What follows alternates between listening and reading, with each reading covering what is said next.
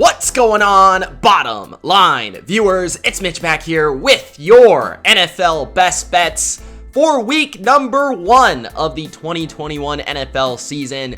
We kicked off this series last year during the 2020 season. We did well for ourselves, and I know a lot of you are looking forward to this series once again this season. I'm going to help you guys win some money this year on the NFL with my 5 favorite picks versus the spread every week of the NFL season. This week, because we are week number 1, I'm doing something a little bit special. I'm going to give you a 6th game this week.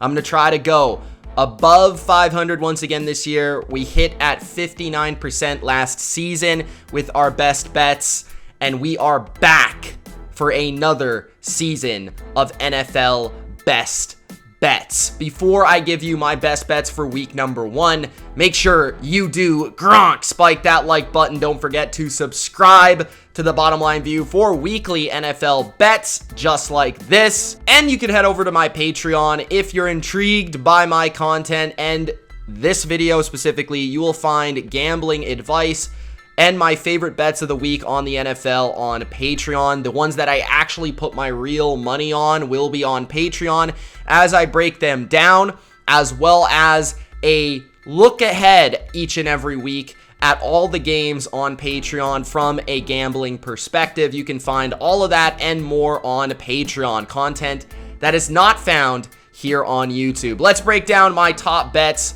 of week number 1 of this 2021 NFL season. I have to say this up top before I get started. Week number 1 is always a difficult week to win money on the NFL because we have no evidence of what these actual teams are going to look like this weekend, because we have no trends. We have nothing to go off of. Players regress in the NFL. Things happen. So we are basing all of this off my knowledge of the offseason, my knowledge of these teams a year ago, and trying to project the way these teams will look this Sunday. That's not always accurate. Sometimes it is. And I'll give you my take on all these matchups and these teams for this week.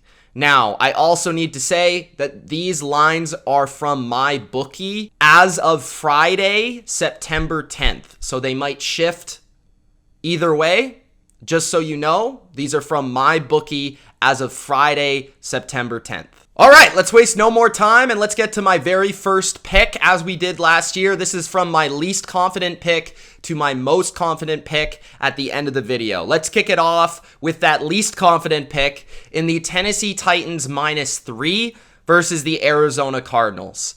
The Titans this season are coming into this year. Some people really like them and some people really don't like them. And there's no real in between. Well, I'm that guy that's in between. As for the Arizona Cardinals, I'm just not a believer in the Cardinals. And I believe this game is going to show you why. I believe the biggest reason I'm not a fan of the Arizona Cardinals is because of their coach, Cliff Kingsbury. When we compare both coaches, Mike Vrabel versus Cliff Kingsbury, we have Mike Vrabel, who's constantly exceeded expectations and constantly overcome the hurdles that he's been brought to his career as a coach. And we look at Cliff Kingsbury, a guy that has yet to exceed expectations. He is underwhelmed all the way through his career, and I feel like it's not going to be any different week 1. Now, there's some key matchups that I really want to hone in on here in this game. The first one is Mike Vrabel versus Cliff Kingsbury in terms of the offense versus the defense of the Cardinals and the Titans.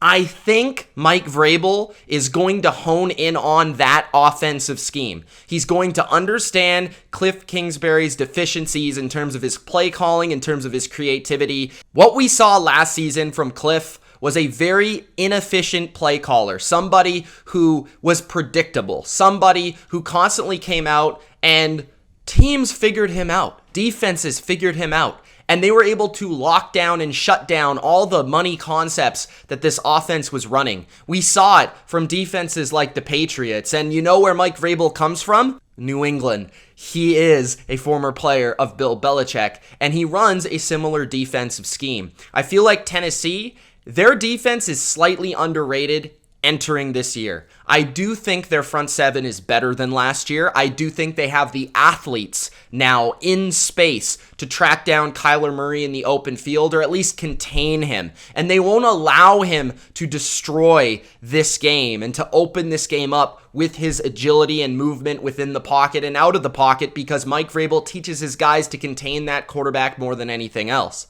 Their cornerback position, yes, is unproven. Yes, it's young, but I don't think it's any worse than last year. I don't think the Titans defense is spectacular, but I think people are looking at it and saying these players are unproven. That means they're bad. I don't necessarily think that. Other than DeAndre Hopkins, I don't see anybody that you're really matching up with that's going to destroy this game if you're a Titans fan. I'm not super afraid of their rushing attack in Arizona, and I do think the Titans will be better in run defense this year with Simmons and Bud Dupree up front. It's going to be difficult to run on them. The Titans offense is explosive. The Titans offense has 3 elite weapons along with the quarterback who, yes, Kyler gets all the hype. To me, Ryan Tannehill has been the better quarterback over the last 2 seasons. And I think he'll prove that in this game, as the Titans will take it to the air versus the Arizona Cardinals. Yes, they have Derrick Henry, but I think Julio and A.J. Brown will dominate this matchup. The Cardinals do not have great perimeter corners. Malcolm Butler retired on them, who was supposed to replace Patrick Peterson.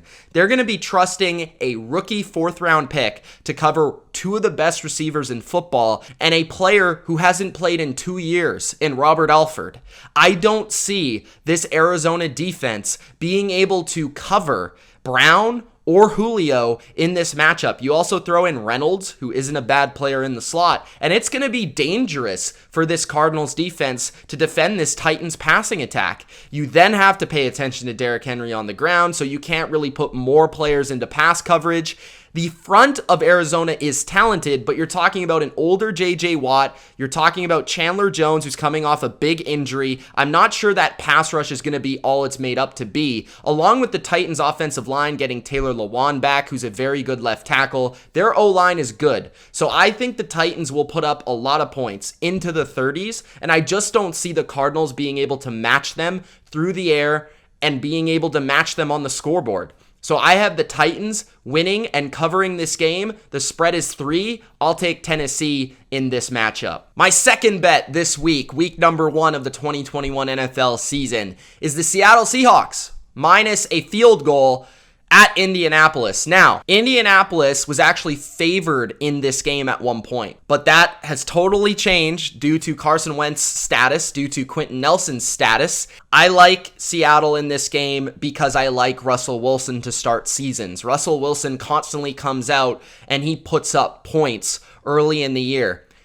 The Colts will not have Xavier Rhodes in this game, their number 1 corner. DK Metcalf is going to feast in this game without Xavier Rhodes out there. They don't really have great perimeter corner play. Now they're going to throw Carey out there. They're going to throw Rock Ya-Sin out there. Neither guy can play DK one-on-one. He's going to dominate. And if they double him, that frees up Tyler Lockett. In the slot, they'll move him around. I think Seattle is going to throw the ball and throw the ball a ton in this game. You look at the front for Indianapolis. I think it's slightly overrated. I don't think this defense is as talented as people think. I look at it and say Kamiko Toure is probably not going to be playing in this game as well. So those are 2 key players to the passing defense of Indianapolis. I think Russell Wilson feasts with Tyler Lockett and DK Metcalf. You throw in Gerald Everett, who could be a problem as well. Chris Carson is healthy, and we know how good he can be. Plus, Seattle's offensive line is better than last year. I think they've improved. They added Gabe Jackson, the Raiders guard, into the mix. I think that will improve the interior pass blocking. So I like Russell Wilson to put up some points. On the opposite side of the football, Indianapolis will not be relying on Carson Wentz to win this game, as he's barely practiced this offseason and is not 100% in my mind. Carson Wentz is already an overrated quarterback. He was arguably the worst starting quarterback in football last year, and we're counting on their coach, Frank Reich, to really get the best out of him. He could be good, but just take into account that Eric Fisher won't won't be playing at left tackle, so that's going to mean, okay, Carlos Dunlap or the newly signed Kerry Hyder is going to get pressure on Carson Wentz. Carson Wentz is not a player who gets rid of the ball quickly. He's a player that holds on to it. Seattle will be sending some different dynamic blitzes with Jamal Adams off the edge, and that new offensive line in Indianapolis, I'm not sure if they're going to be able to account for all of the creativity, along with the fact that Seattle has been a top 5 run defense pretty consistently in this league, along with last season. Bobby Wagner, Jamal Adams, they like to pack the box, and I don't think Jonathan Taylor is going to feast on the ground versus this team with big Poona Ford in the middle. I am concerned about Seattle's cornerbacks, but Indianapolis doesn't have much at wide receiver. So I like Seattle to win this game. I think they have a good matchup here versus Indianapolis, and I think they'll win and cover. My third best bet this season is the Cleveland Browns plus 5.5 at Kansas City. Now, I much preferred this plus 6 just because of the key number there, but I don't think this is a bad bet whatsoever. I do believe Cleveland is one of the best, most talented teams in the NFL entering this year, and I think Cleveland is going to give the Chiefs everything they would have asked for in week number 1 and more. I think Cleveland's ready to go. I like the vibes around Cleveland, and I think everybody is picking Kansas City because they're Kansas City.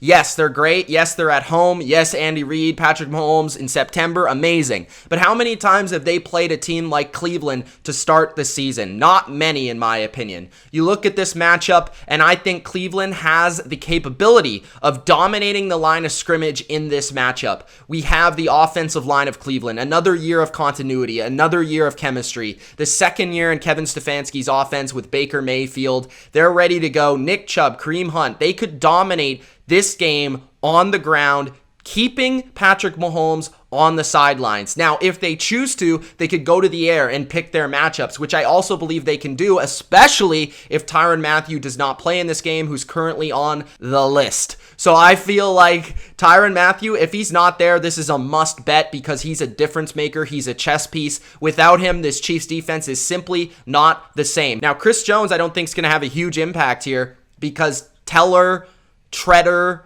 Batonio, they're phenomenal in pass protection. I don't see him making a huge impact. And Conklin at right tackle if he lines up on the edge. With Odell there, who's potentially going to be playing in this game, could stretch the field and stretch the Chiefs out. If they come up too much to defend the run, Odell's going to hit them down the field. Even a guy like Donovan Peoples-Jones has really had a good camp. He could hit them down the field, down the sidelines if they're not careful because they don't have Bashaud Breeland anymore. So that perimeter corner spot is a weakness for Kansas City. I think Baker or Chubb or Hunt, either way they slice it, is going to eat this defense up even on the road because they're going to protect, they're going to be stable on the offensive line, and they'll pick their matchups. They're incredible schemers there in Cleveland with Stefanski and that offensive staff. You throw in the tight end matchups versus weak linebackers at Kansas City, they're going to put up 30 points. I'm fairly confident in that. Now, the defensive side of the ball is where it gets interesting. Obviously, you have to defend Patrick Mahomes, Tyreek Hill, and Travis Kelce,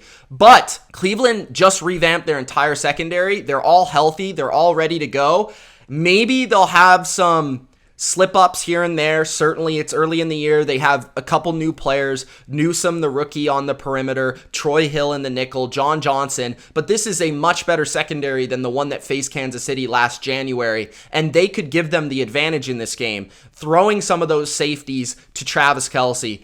Throwing some help to Denzel Ward, to Tyreek Hill, right? I'm going to see if Cleveland just tries to take those guys out of the game and makes a Mecole Hardman try to beat them. I'm intrigued by that overall. But we look at this new Chiefs offensive line. Everyone's speaking about how improved it could be. But in week number 1, offensive lines with a lot of new pieces tend to struggle. And with Jadeveon Clowney now in the mix for Cleveland with Myles Garrett, Malik Jackson, Andrew Billings, I feel like Cleveland could create some pressure off the edge for Patrick Mahomes. I expect Andy Reid to come with some new creative stuff, but I don't expect them to just run up and down the field, throw up and down the field versus Cleveland. I think it's going to be tougher than people think, and I think it's going to be a little bit more sporadic than people think as long as Cleveland comes through with their potential in this game defensively. I think Cleveland is actually the more talented team here, and I'm willing to bank on that, plus the points, plus 5.5, take the Browns.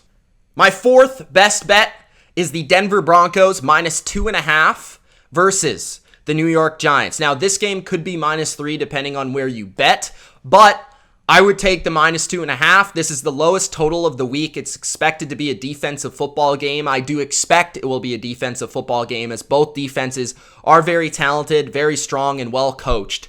Where I look at the disadvantage for the Giants, even at home, is their offensive line is absolutely putrid, and I don't believe it will be fixed by week 1.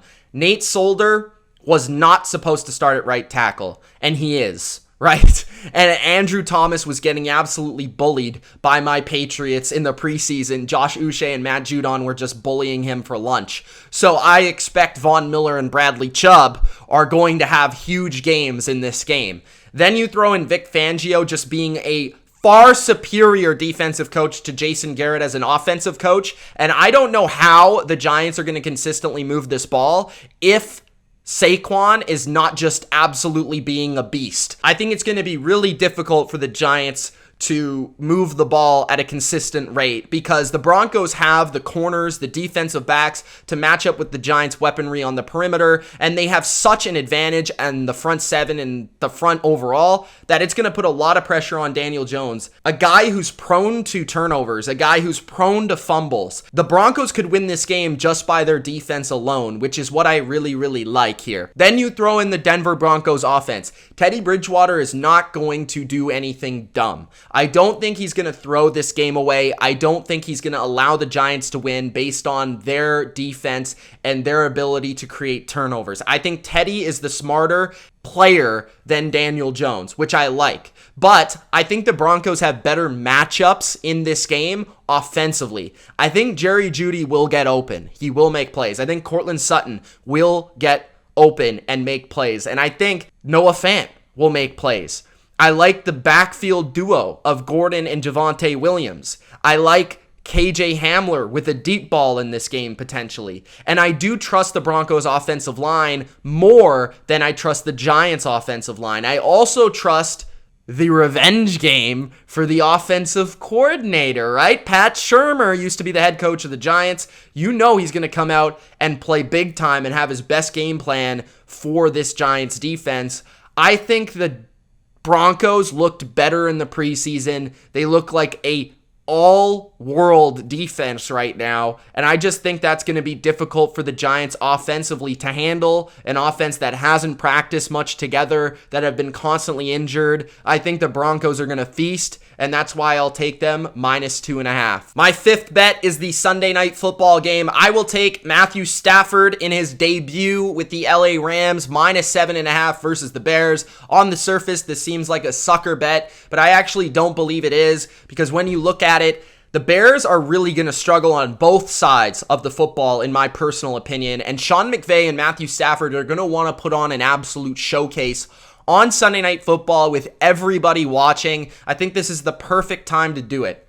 The Rams, yes, lost pieces on defense, but when you look at this matchup, I don't think the Bears are an offense that can take advantage, especially with the sorry mobility of Andy Dalton. Andy Dalton might get absolutely wrecked by this front of the Rams in this game. They're going to pressure him. They're going to get after him. Aaron Donald's going to be a problem. The revenge game for Leonard Floyd is going to be an issue. I don't think the Bears are going to be able to run the ball very successfully in this game. You have Jalen Ramsey to cover Allen Robinson. You got Darius Williams to cover a guy like Darnell Mooney. I don't see the matchups favoring the Bears on that side of the ball, and I see Andy Dalton turning the ball over in this game, getting sacked, getting hit, getting pressed into bad football. The other side of the ball is where I love the Rams. I think the Rams are going to come out, they're going to spread the Bears out, and Matthew Stafford is going to shred them. I don't think the Rams are going to run the ball a lot in this game. They're going to avoid the front. They're going to get the ball out quick. Robert Woods, Cooper Kupp, they're going to feast in this game. The Bears have terrible, putrid cornerbacks. They cannot cover. They have terrible depth. They lost Kyle Fuller. They no longer have Bryce Callahan. Their best corner is second-year Jalen Johnson. Their second and third corners are awful. I love Matthew Stafford to put up over 300 in this game, possibly 3 touchdowns. They'll run it enough, but they were smart in their last game plan last year, running away from Khalil Mack. They'll be smart in not allowing the Bears front seven to win this game. Sean McVay is too good of a coach here. He's way better than Matt Nagy. They lost their defensive coordinator in Chuck Pagano. I don't think the Bears will have the same defense they've had. I expect the Rams to light up this team and to rip apart the Bears on Sunday Night Football. My final and sixth bet of the week, the special sixth bet, is the Minnesota Vikings, -3 versus the Cincinnati Bengals. This is probably my favorite bet versus the spread. For some reason, people are concerned about this game for the Vikings. I've actually seen this move to -2.5, and I don't see it at all. I understand that the Bengals have good receivers, and I understand that the Vikings' weakness is maybe in the secondary defensively, but I think this is such a coaching mismatch, especially on that side of the ball, that I just don't really see it for the Bengals in this game. Their offensive line is not good. The Vikings' defensive line is so much better than last year. I think a lot of people are still looking at the Vikings the way they look at them last year. This team improved in every facet of the game almost. They improved their defensive line across the board. They get Danielle Hunter back, who's one of the best edge rushers in football. A defensive lineman in Tomlinson, who's just a beast defending the run from the Giants. They get Michael Pierce from the Ravens, who's a beast defending the run from the Ravens. They brought back Stephen Weatherly. They brought back Everson Griffin. They'll have a much better D-line, and they will dominate the line of scrimmage on that side of the ball. It doesn't even matter. Joe Burrow's going to be under pressure. Joe Burrow's going to have people at his feet, at his knees, and he's going to be nervous because apparently he hasn't looked good in training camp. Neither is Jamar Chase. Make him a non-factor. Boom, bam, get him out of there. The Bengals are going to have to throw it short. They're going to have to get the ball in their receivers quickly because they're going to be under pressure. I don't see Joe Mixon running for a lot of yards in this game because of Pierce and because of Tomlinson in the middle. And then you got Eric Kendricks, Anthony Barr in the middle. I think people are underestimating this Vikings defense a ton, and Zimmer as a defensive coach a ton. Remember, he came and was from the Bengals initially. They go to Cincinnati, so I feel like there's some familiarity there for Zimmer to prepare them. Who's covering Justin Jefferson in this game?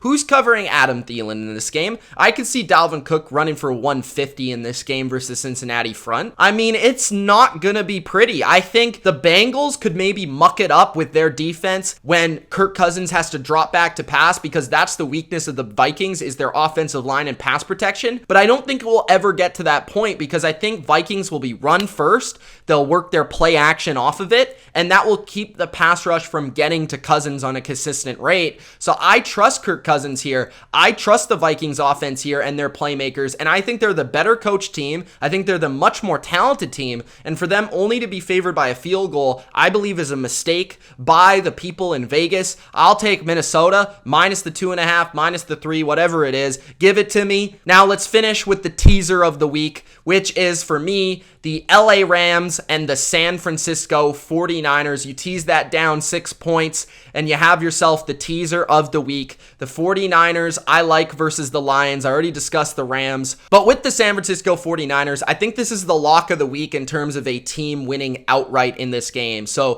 for them to only win by a point, 2 points, I think will be pretty simple. This is another thing where the coaching advantage is immense in this game. Kyle Shanahan versus Dan Campbell, I think, is the mismatch of the week from a coaching perspective.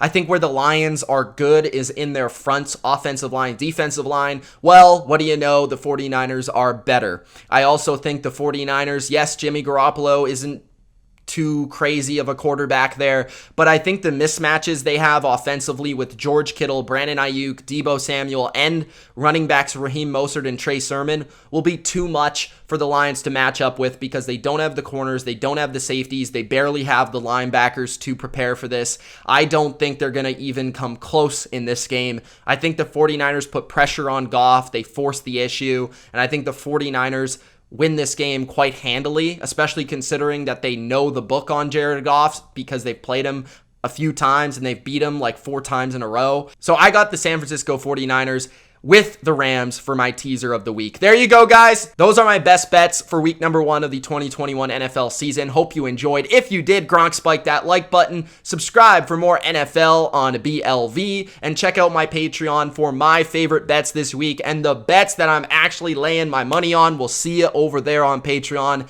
Peace.